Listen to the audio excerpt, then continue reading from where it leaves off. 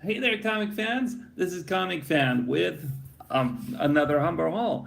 In this episode, my kids are finally back to school, so it gives me a little bit more free time to, go out and do what I like to do, shop for comic books. So, show you what I got. Made a couple, three stops. The first stop I made, where did I get these? Was actually just a regular bookshop that I always like to go to, and I find what I find. This is what I found from this place. First book I found was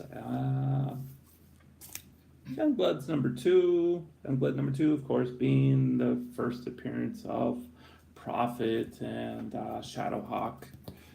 Always a good pick, especially now with all the buzz and whatnot.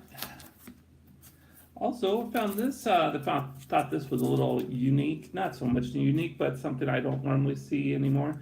A Wildcat number two, um, newsstand edition. That's pretty cool. Not bad. Get this. There we go. Much better.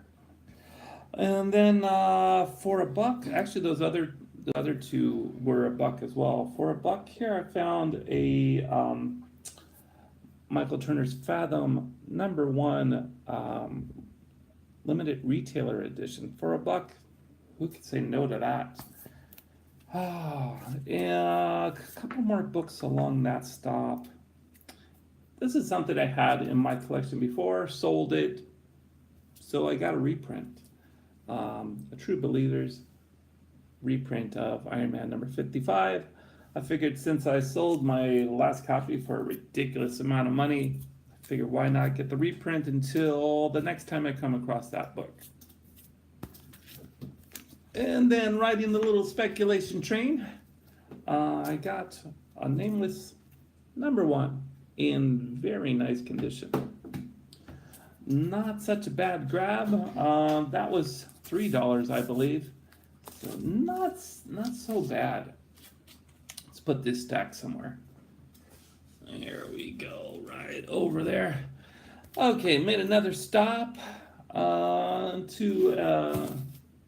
just a guy around town. Hooked up with him. He had some books, and I had some interest in them. He led me to believe that he had a lot of books. When he says a lot of books, I'm thinking boxes upon boxes upon boxes. This wasn't the case. He probably had about 5 boxes. So what? It made it worth the trip. The only thing was, on that day, being last Saturday, there was tons of sales going on in my general area, and I didn't go to any of them. Instead, I met up with this one guy, so I picked up 3 books, tried to make the best of it. Out of that, I only got 3 books. Batgirl Year 1, number 3. It's one of the last remaining books I need for the run. I think I'm only down to 2 more books. Number 2 and number 9. That seems to be a very slow, agonizing series to complete because I hardly ever find them. And when I do, I don't find them in great condition. So I have to take what I can get. Oh, let's see. I got a person. Someone's watching me. If you want to let yourself known, please do chat it up in the chat. Let's see. And another book I got. Daredevil number 270. Like I said, I had to make the best of it. This was almost the best of what he had. This is just the first appearance of Blackheart. Not bad. There's a couple ticks in the spine, but like I said, I'll take what I can get. I had to make it worth it. And then the final book I picked up from him was a low-grade copy of Marvel Tales featuring Peter Parker, Spectacular Spider-Ham. This is something what I saw in the little picture that he sent me, and I thought it was worth it, but this is really all he really had worth going for. So I got those 3 books and just tried to make the best of it. There you go. And the last stop, I found a new place not far from me. Wasn't terribly bad. It's just the books were a little overpriced. I was thinking of coming into a land of dollar books. No, this was not the case. It turned out that he had some nice stuff, but I had to be very wary of the prices. The good thing was, when I found two books that did not have a price, he didn't go straight to eBay. He used the Overstreet price guide. So that's something I always appreciate. The thing was, I can't believe that what he quoted out of the price guide was the actual price. But anyway, I'll show you what I got. The first book I found was a Punisher number 102. Very nice cover, pretty highly sought after cover. It's just too bad it wasn't a newsstand. If it was a newsstand, that would have been all right. But great cover by Frank Turan. Not bad. Another book I found, a little on the speculation tip, and not what I normally find very often. Body Bags number 1. Apparently there's a movie that's to be produced that is based on this book, and Dave Bautista has been cast to star in it. So I figured, why not? I mean, it's hard enough to find, so I'm glad I found one. Another one off the speculation tip, The Pro. More of a trade paperback or prestige edition. It's got an all-star lineup of, and it's Connor Palmiotti, and I'm not so sure about mounts, but it's good enough for me. I've had a couple in the past and they've always sold. I don't see how this one would be any different, and it's in great shape. And then the last book that this store had, which was really surprising that this was in the boxes, and I'm surprised it actually goes for still quite a bit amount of money. Moon Knight number 55, yeah, Moon Knight number, Mark Spector, Moon Knight number 55. Found this in the boxes for relatively cheap. I was really surprised. It's in great condition, and this luckily was not one of the books that was not priced. This was actually priced at about $5. $5, I couldn't go wrong.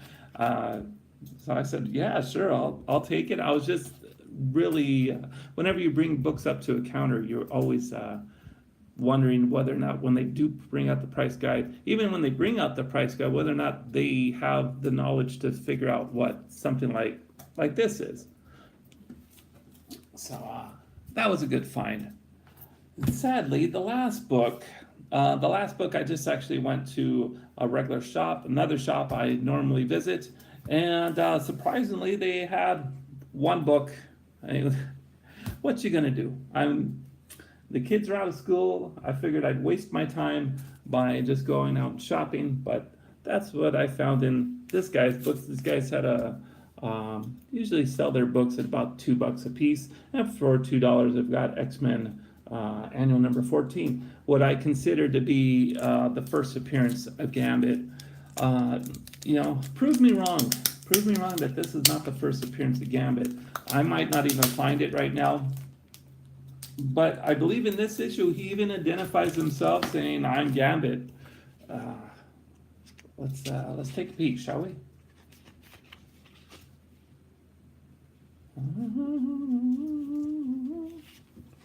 Let's see. I think it's normally like on the last pages, but if I don't find it, so what?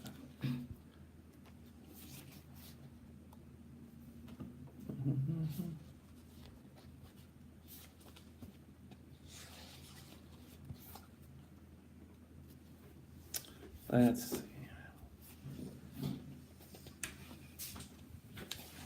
Let's see. Come on, time's a wasted.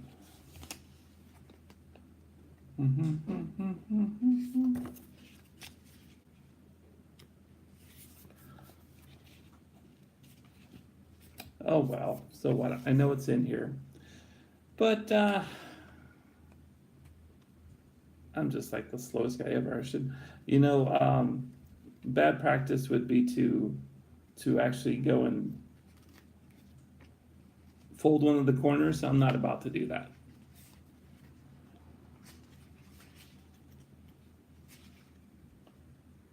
Oh wow. Okay, well I didn't find it. So be it. But look it up for yourselves. convinced that this would normally be the first appearance of Gambit and not X-Men number 266. Still, this sells for relatively well, so I'm not too upset about that. Anyway, that is my haul for today. Sadly, no one to chat with, but that's okay. I find that the longer videos people actually enjoy. My shorter videos people don't enjoy so much.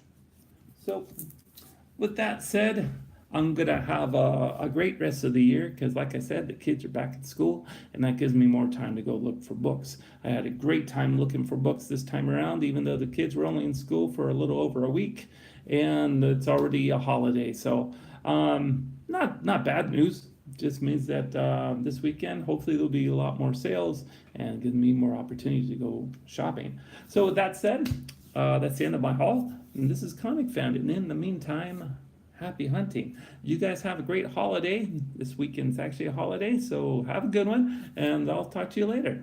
This is Comicfan. See you later.